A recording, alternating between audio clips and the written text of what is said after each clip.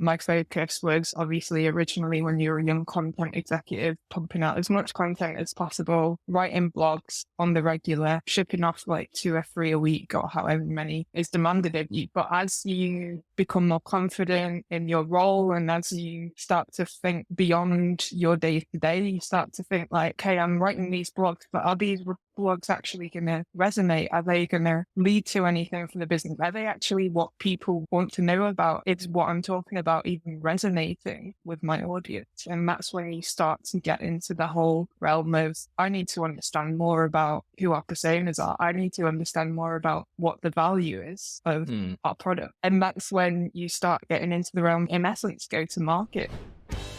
Hey, welcome to the Message Market Fit podcast. I'm your host, Chris Silvestri, and if you're new here, this is a show where I chat with B2B SaaS folks in marketing, product, growth, and founders about how they join the conversation already happening in their customers' minds. We dive deep into their thinking, their systems, and their playbooks to see how they empathize with their audience and speak to them in a way that resonates, so they're compelled to take action. Join us and learn how you too can shape your messaging strategy and write copy that truly resonates and differentiates you.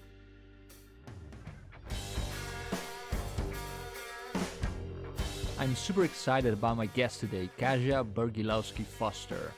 Kasia is an accomplished product marketing manager at Capsule, a CRM platform. In this episode, we chat about Kasia's journey from running a music blog to mastering the art of product marketing.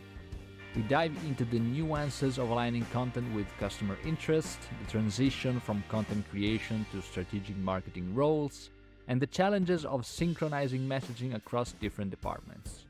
Kasia also shares invaluable advice for those looking to make the mark in SaaS product marketing. Let's dive right in. Thank you so much for being here, Kasia, and welcome to the podcast. How are you? Great, thank you. How are you? I'm good, thank you. So we are talking about your job as a product marketing manager at Capsule, but it's not so long ago that you joined Capsule, right? So I know that you've been a content executive, digital marketing lead, and then product marketing manager, right? So can you tell me a bit about your background and how you got into B2B SaaS? Yeah, of course. So I always kind of say that my whole career, I was kind of doing product marketing in disguise. When I graduated just over 10 years ago now from university, whilst I was at university, the thing that got me into marketing as a career was I run a music blog whilst I was at uni, and I actually think I know the name. It was called In Love, Not in Limbo. Yeah, it's a cheesy name, but I mean, actually like that was a great exposure to me at the time as, you know, what it was like to basically getting introduced to concepts like PR, SEO, and even influencer marketing before even influencer marketing was even ever a thing. It got to the point of where I was about to graduate, I was getting, you know, a few thousand hits to this website a week. I was getting potential sponsorship opportunities to attend festivals and gigs for free. So that was going really well. And then that fortunately sort of coincided with around about the same time that content marketing was really coming into the fore. HubSpot was really pushing it as a concept. And especially in B2B, corporate marketing teams were starting to pick up on that idea and be like, hey, we need to be doing a bit of this ourselves as well. So with that experience that I gained just from doing that music blog at university, it kind of gave me a natural segue into content marketing. I was kind of like, hey, people will pay me to do exactly what I was doing in my spare time, except the subject matter isn't the music that I like, it's somebody else's tech or somebody else's product, whatever it may be. So that kind of started my journey into marketing, per se. The reason I got into SaaS, I think when you're young and you're kind of assessing what direction do you want your career to go in, I think a lot of people, particularly me and my friends and the people I know around us, we were quite methodical in how we picked out Mm. the industries that we wanted to go into. And for me, it was quite simple. I just thought that SaaS was a thing that was really taking off at the time.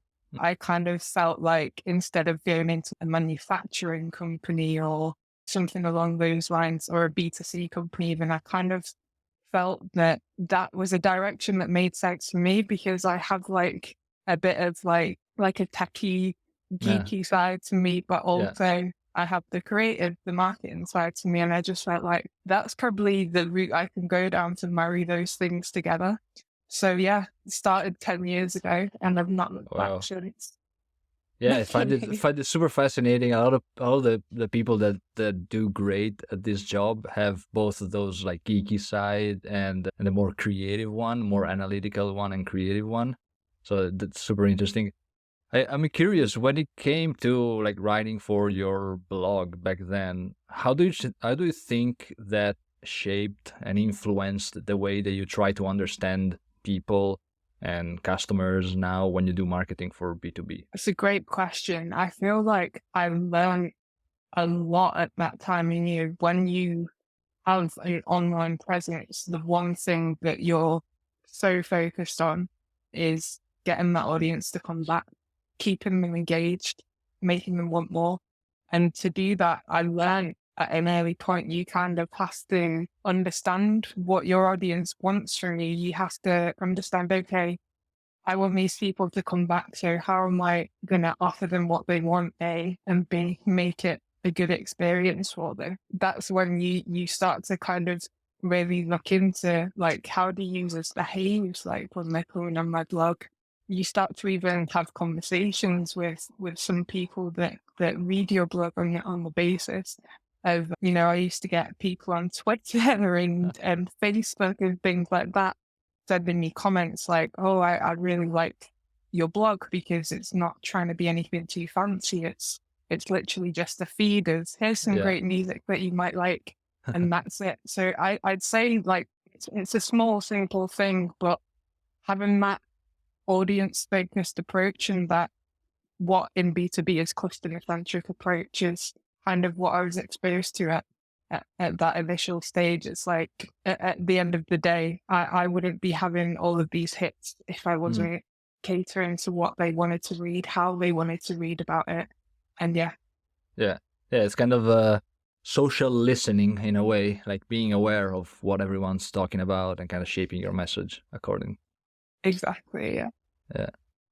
Awesome. Yeah, I wish I would have known about this. I probably would have pitched you an article. I used to have a band like, or now since I moved to the UK, it's like 5, 6 years ago. But yeah, that would have been great. But I missed opportunity. I'm curious when it comes to your career. So from content executive to digital marketing lead to product marketing, how do you see these three different roles? And yeah, how have you evolved throughout these different roles in general? Yeah, that's a good question. I think the way that I've been lucky enough to work in startups and scale ups my whole career, which gave me the advantage of being able to shape those roles in the way that I wanted. And the one key thing that links them all together was coming back to essentially product marketing. Uh, So that's, although I didn't know it at the time, those were the elements that I was carrying through every single role.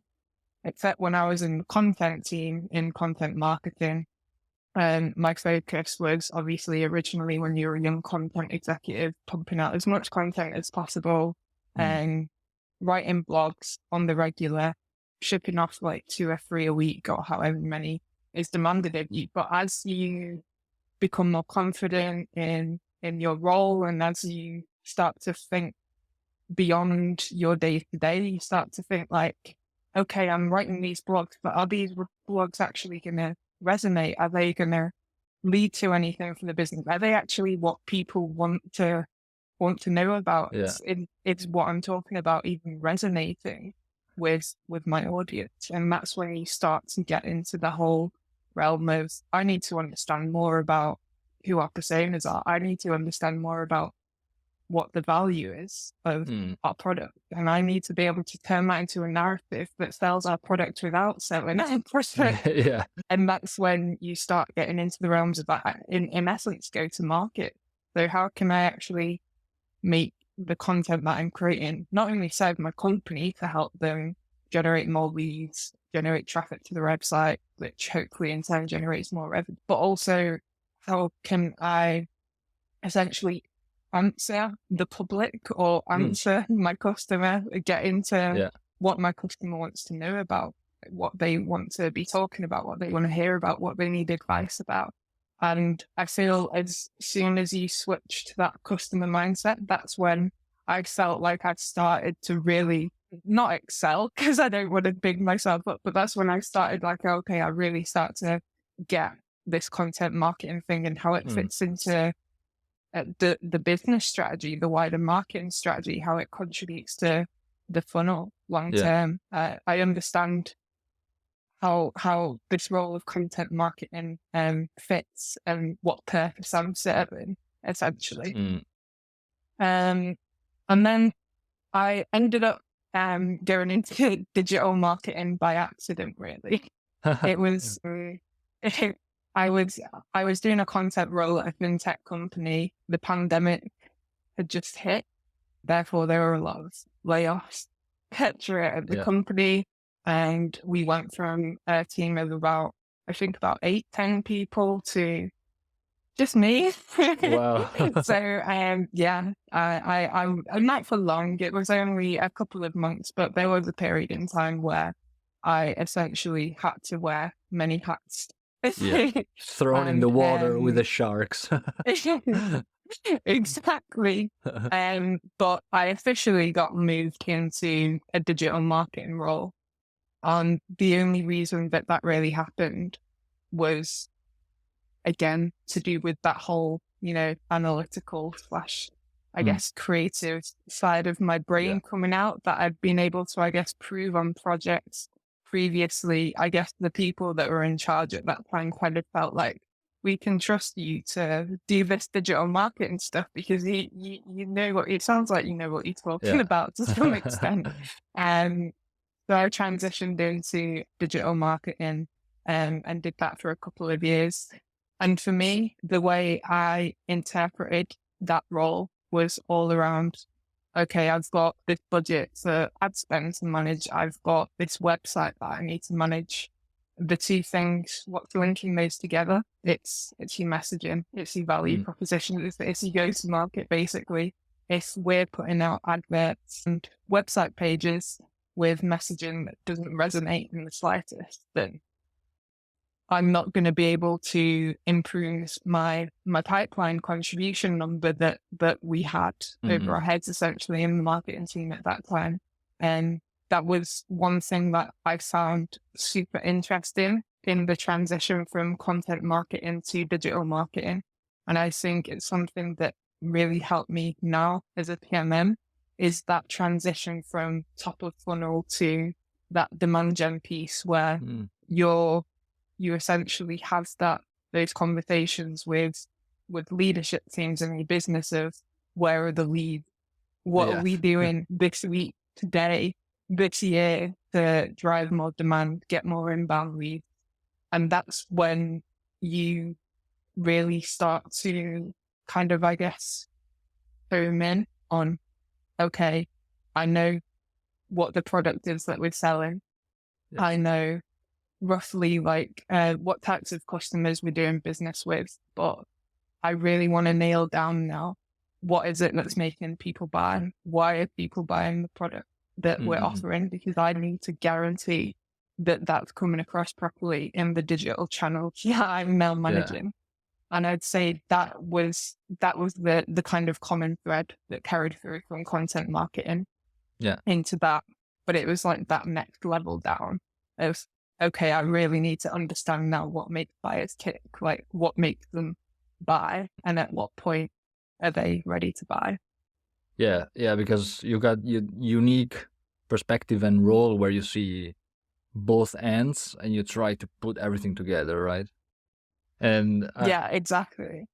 And I think there's one thing that a lot of companies don't really value, that alignment between typically there's the three areas, like they see content, there's product, marketing, product, and then sales, and they're typically just siloed and very misaligned. What do you think are the biggest barriers or challenges for companies that try to align these three areas on messaging, and why they find it so hard? I think that's a really good question. I think just from personal experience, I would say one thing is process. Now, I've never been a process-driven person.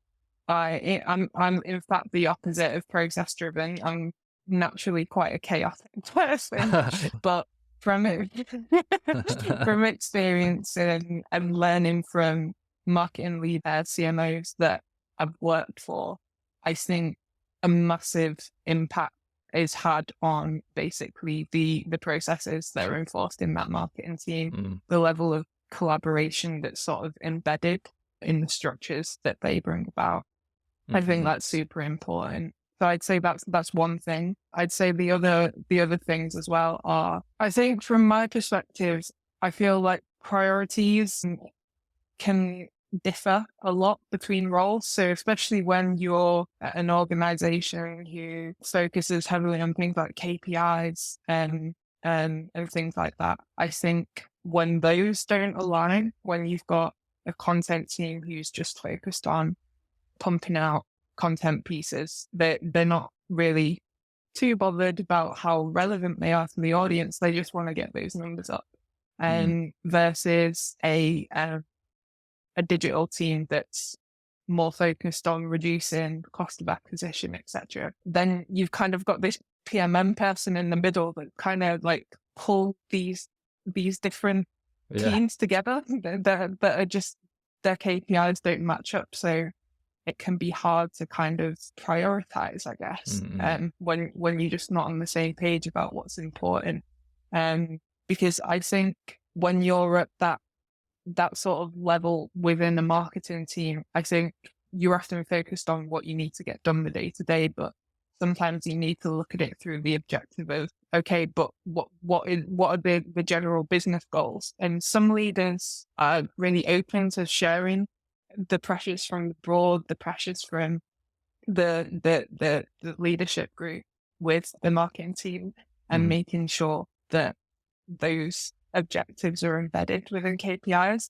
Yeah. Whereas I think other marketing leaders, maybe not so much, are a bit more withdrawn, keep that to themselves a bit more. And I think that's at the point where you have that misalignment of objectives and priorities and what's important. And I think the third point as well is just, I feel like the PMM's main job is to communicate and be that driver of collaboration, basically. And I feel like, from my experience, you can't rely on anyone else to do that. You have to be the person as a PMM to bring everyone together. So if you've got a kind of a vision for, I don't know, a product release, or you need to change up the personas or whatever it may be, you have to bring everyone on that journey with you. Otherwise, you're always going to end up in those silos, because people, like I said, have got their own priorities, and they're kind of just doing what they need to do. So it's the job of the PMM to bring everyone else along with you. Yeah, and to make them understand how messaging impacts their customers, but also user experience, conversion optimization, and all that stuff, the big picture, right? Exactly. I find that you're always having to almost play the role of a salesperson, and almost like every single project, every single initiative you try and introduce, it's likely that it's something that no one has ever done to that extent before. Yeah. So that you always have to be pitching and kind of batting off objections and things like that. So yeah. Where do you think your team members are on the awareness spectrum? Are they unaware, problem aware, solution aware?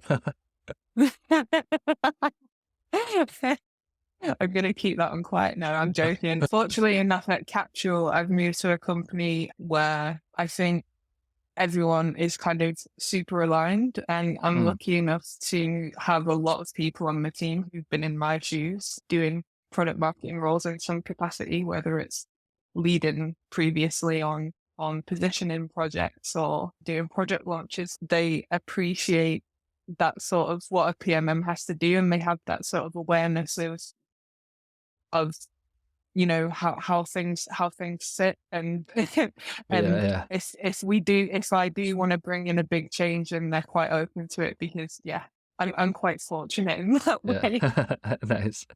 All right. Speaking of Capsule, how long has it been since you're there? 2 months, 1 or 2 months? Yeah, so I've only been here 2 months. Yeah, 2 months this week Nice. so far. Yeah, I was interested in asking, like, whenever you have one of these changes, especially such an important role, how do you adapt? How do you get up to speed? What are the first couple of things that you try to understand when you get into the role in the company? And it's a good question. So for me, I think obviously understanding the way the teams around you are working is super important. So how do does the commercial function interact with the technical function of the business, the development team, the product team? Mm. How good is the communication already there? How do they work in their own silos? So how do the development team approach things? How do the product team approach their own projects? And the same with the marketing team. I would say the other major thing as well is obviously trying to build up that idea of who are we as a Yeah. company? What do we do and where do we fit in the market? And I think the easiest way to do that to start is obviously speaking to people internally, people in customer success, sales, support, product. They all have their own ideas and opinions, and super valid ones, because A, they've either worked in the company for a really long time, or B, they have that day-to-day customer relationship. So Interact. they speak to customers every single day. But I'd say the third one is you have to, I think, try and get in on as many. You kind of have to hear that for yourself, that voice of the customer, as much as you can, whether it's sitting in on demo calls, interviewing customers yourself, which is usually the hardest thing to organize, but it's definitely worth it.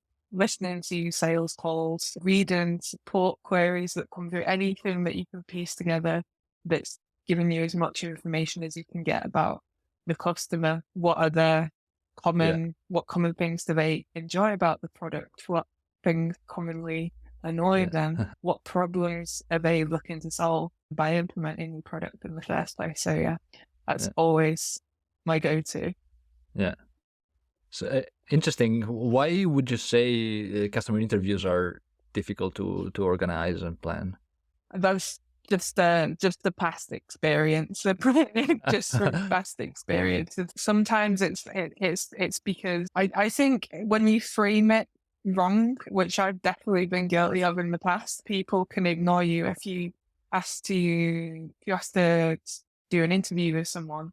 A lot of the time, people get nervous. They think you wanted to do a customer testimonial or something with them. Yeah. But I found more recently, in the last couple of years, that people are really open to, if you ask someone for help, it's likely that they give it. So if you approach those conversations more along the lines of, hey, I'm just trying to understand this, I think you'd be a really good person to help me do that, basically. Mhm. I found that they're a lot more receptive whereas when I first started out, it was a lot more like, I'm too busy to do this, because I was just approaching it the wrong way, asking for the wrong thing, basically. I'd say on the other end of it as well, sometimes I think internal politics can contribute as well. I've been at places where, customer success teams and managers and sales managers, not sales managers, but salespeople, they can, sometimes get a bit funny if you try and go Steal their straight to the jobs. source. They'll be like, no, you need to go, yeah. You're like, you need to go through me, and then Yeah. I'll do it, but it's going to take me 6 weeks to do it. So yeah, I'd say sometimes in some places that can be a little bit of a sticking point as well. Not everywhere. I've no experience that at Capsule at all, but definitely in previous places. Yeah, what I find is that there's the main barrier sometimes are getting that buy-in, especially for any type of research. Sometimes you have to get the budget approved. But also, especially for B2B, B2C, maybe a bit less, just because you can offer incentives to people. But for B2B, when you're working and you have to interview your customers and they are, I don't know, salespeople, CFOs, business people, it's kind of hard, right, to get them on interviews. So what are some things that you do to get them on these interviews? What, maybe offer incentives, or I don't know, offer discounts? What do you do? I think like using the people around you is often really, really effective. Yeah. People may be unwilling to do something for me because they don't know me, but Uh-huh. if you have a good relationship with someone else in the company, or we have a mutual connection, with someone, then Hmm. sometimes it's a good idea just to ask the middle person to help you out, get Yeah, good someone idea. else involved. I Yeah. feel like that's often like a good way of approaching things. Towards the end of last year, I was looking at some work around personas and ICP at my last company, and it just turned out that the commercial services director at my company had a lot of friends who were in fact the ideal personas, and Ah. they weren't customers of the product, but it's kind Yeah. of like, hey, like, would you mind asking your neighbor or your mate from school if they'd happen to have like a Yeah. 30-minute chat with us? And admittedly, that is luck a lot of the times, but I feel like if you do have that luck of someone who can introduce you to someone, then I think you should 100% capitalize on that. I think as well, in terms of sort of other ways, I think obviously incentives can be good, but I think the incentive thing kind of depends who it is that your target audience is. Because I've worked in companies in the past where your target audience is finance people, a CFO. So any sort of incentive that you start to talk about, if it's like, these ones that people love doing these days, where it's like, have a coffee on me, or Ah. here's a Amazon voucher, that's like shut down. No, Yeah. straight away. Yeah. But they're a lot more open to incentives that are maybe contractual, in the contractual sense. So, hey, if you are open to meeting with our marketing team, then we'll give you a reduced rate for the first Mm, quarter of this year, or whatever it may be. You can have a little mm, discount then. So that works quite well too. yeah. Awesome. All right. So speaking Capsule again, so this is a question that I typically ask clients, just to understand, just to gauge their level of understanding of their personas. And like, in your own words, who would you say Capsule helps and how? This is a good question, because this is actually something that we're having conversations with at the moment. One of the things that I wanted to do when I came into Capsule was revalidate our ICP, our Mm, personas, who they are, and what our positioning is, basically. Because the reason for that is they were kind of saying, hey, we want to revisit our messaging at some point this year, relatively soon. mm. And in my mind, I'm kind of looking at that thinking, before we revisit this, we need to revisit this and this. Great move. We need to revisit. We need to revisit. Are we actually speaking to the right people? Are we kind of tuning into the problems that we want to solve? So haven't got that far yet, but on the trajectory to do so. Yeah.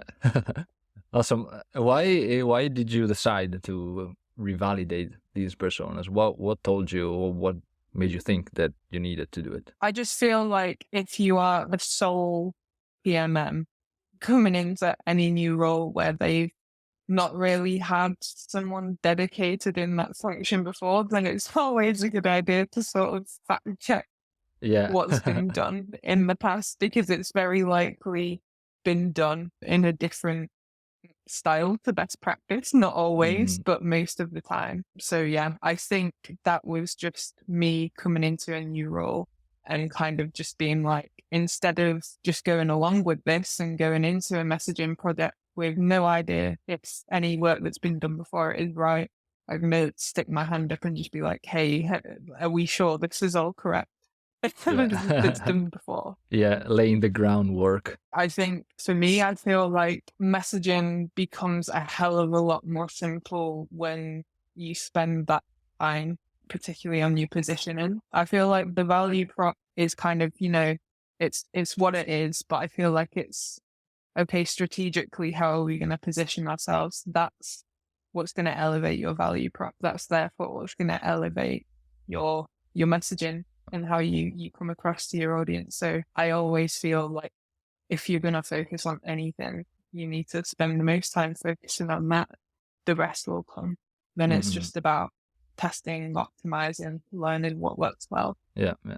Yeah, especially because I see Capsule as a CRM and serves quite a lot of industries, right? There's professional services, travel and tourism, hotels, accountants, IT, legal, and others. So yeah, how do you think about like hitting all the pain points for all these different industries and personas? What's your plan? Like, how are you gonna research and try to understand all of these people? That's a good question. My view is that you can kind of approach your messaging from like almost a building block perspective. You can talk to all of these different audiences, but does that necessarily mean that you should? Is there a clear, compelling narrative for every single one of those? Mm, So I feel like a lot of companies will make these plays for, to have an impact on SEO and search volume. And if yeah, we put out 20 different keywords. pages, it's going to increase our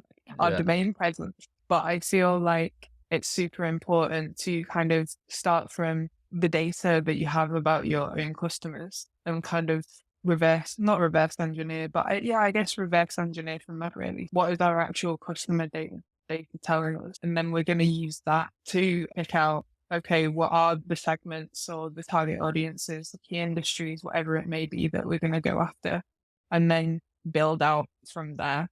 Yeah. So I think it all comes back to your data, whether that's the data you have in your CRM or your Power BI, whatever it may be, your data that you have in your product tools like Pendo or AppKeys or whatever it may be.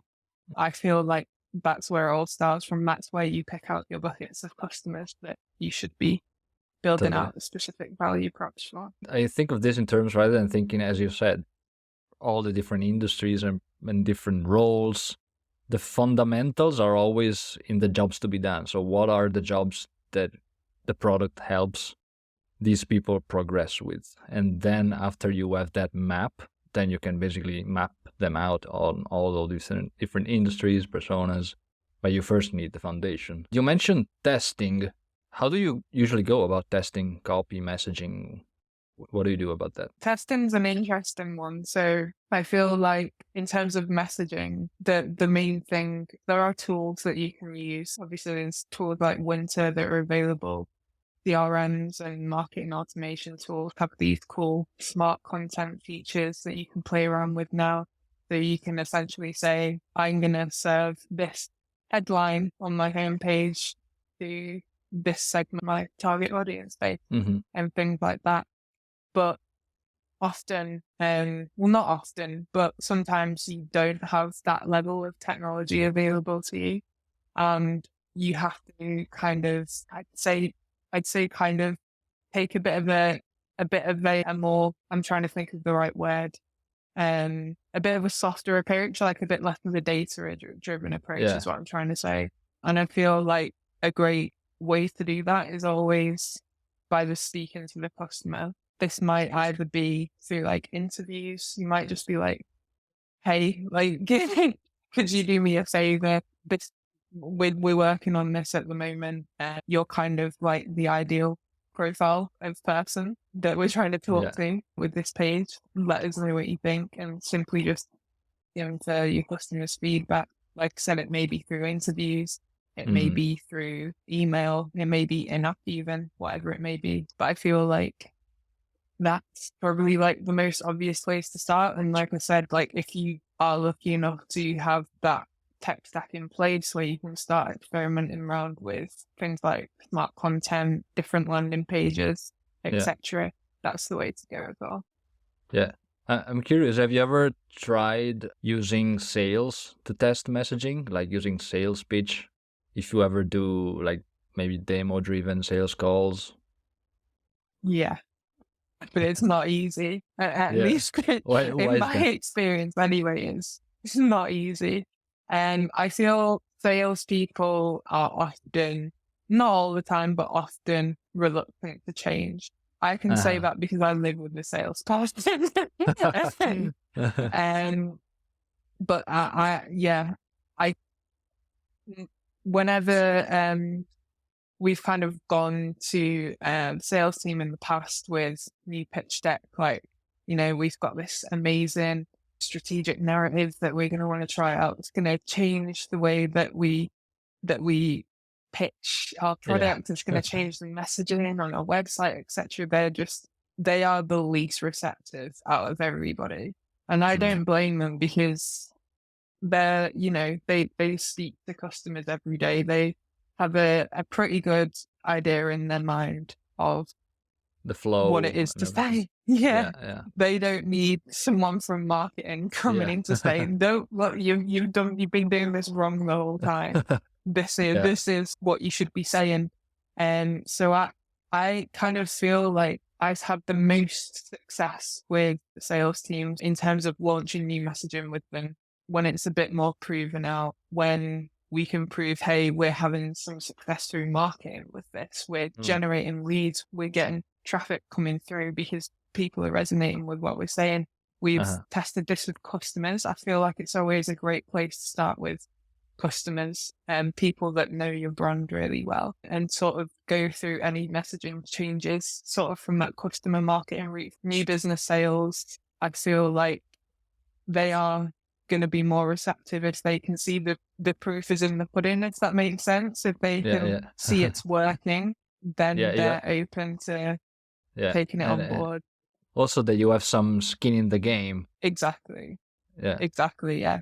They want to be able to say, oh, XYZ in account management or customer success is just, I don't know, close to 50,000 grand deal Yeah. Yeah. because they've changed the way that they've pitched the product and they've been able to sell more services because Mm. they've put this across, and it's great. But yeah, I feel that you have to be able to prove it to them to be able to do Yeah. it successfully. Otherwise, they're Cool. always going to be a bit suspicious and they end up dropping it for Yeah, of what course. they know already. Yeah, it's a lot of work. Nobody wants to disrupt other roles.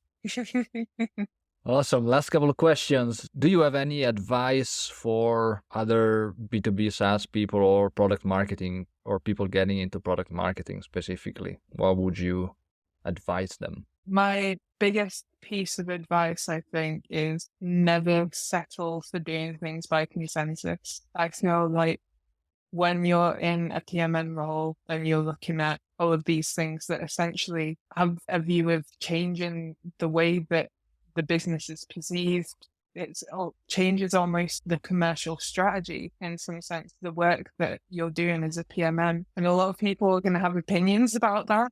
And I think absolutely you have to listen to those people's opinions because they're coming from a place of experience often and they're coming from a good place. But I don't think that's the only thing that you can listen to. You have to be able to, again, validate, back up research through other means to check, is what they're saying to me, does that make sense? Is that what the customer thinks? Is that what our data is saying? So yeah, I think that's a mistake that I made quite early on in my career is just, having to sit down with the CEO or the sales director and whoever it may be and just letting them tell me like, okay, what's going on here? What do we need to do? Who's our persona? What should our messaging be?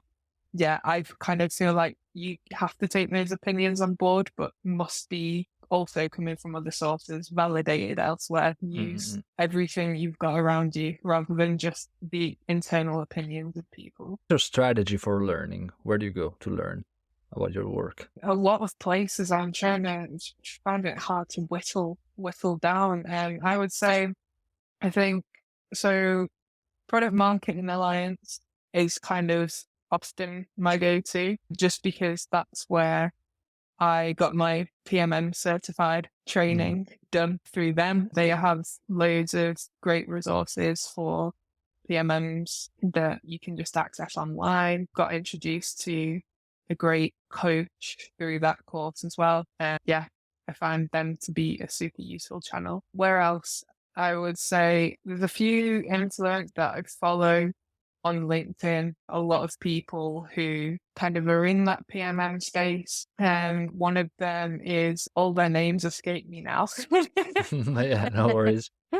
But yeah, product marketing influencers, there are plenty of them out there. On LinkedIn. On LinkedIn. Just have a little look and you'll find them. But yeah, loads of voices on LinkedIn that have got great advice. Do you typically use Slack communities as well? Yeah, so I am in a few Slack communities. I am in the PMM Slack community, which is the Product Marketing Alliance one. I'm also in the Pendo community, which is really interesting one because it has a mix of PMMs and product managers. Obviously, a lot of this subject matter is very Pendo related, but it's really interesting to be in most communities where you have those two groups of people who are similar but different coming together. Yeah, the dynamics. Yeah. Awesome. It's been really good. I have just one last question, which is, do you ever plan on going back to writing your music blog? I have thought about it. Yeah, I've definitely thought about it. I feel like it'd be a nice hobby. I feel like I need to pick a hobby back up again. I feel like as I've got older, the hobbies have tailed off a little bit. So it might be something nice to pick back up in the future. A nice side hustle. I feel like I might have to get better at creating video content to succeed in the blog world these days. So I don't think the whole blogspot route that I did in 2012 would quite fly need to anymore. Update. But yeah. Awesome. Thank you very much, Kasia. It's been really good. Where can people find you? People can find me on LinkedIn. My LinkedIn is Kasia Foster. I'm happy to connect with anyone that wants to chat product marketing in general. Yeah, looking to grow my network out there, PMM, so it'd be great to connect. Awesome. Yeah, we'll link to all the resources in the description. And thank you and have a great day. Amazing. Thank you. Thank you so much for listening to the pod. I hope you enjoyed the episode. If you did, the best thing you could do to support the show and help me as a small business owner would be to leave a review. Head over to Apple Podcasts or Spotify and let me know what you think. If you don't want to miss future episodes, subscribe, and if you have any feedback, questions, or suggestions for future episodes, just hit me up on LinkedIn at Christopher Silvestri or Twitter at SilvestriChris. Speak to you next time.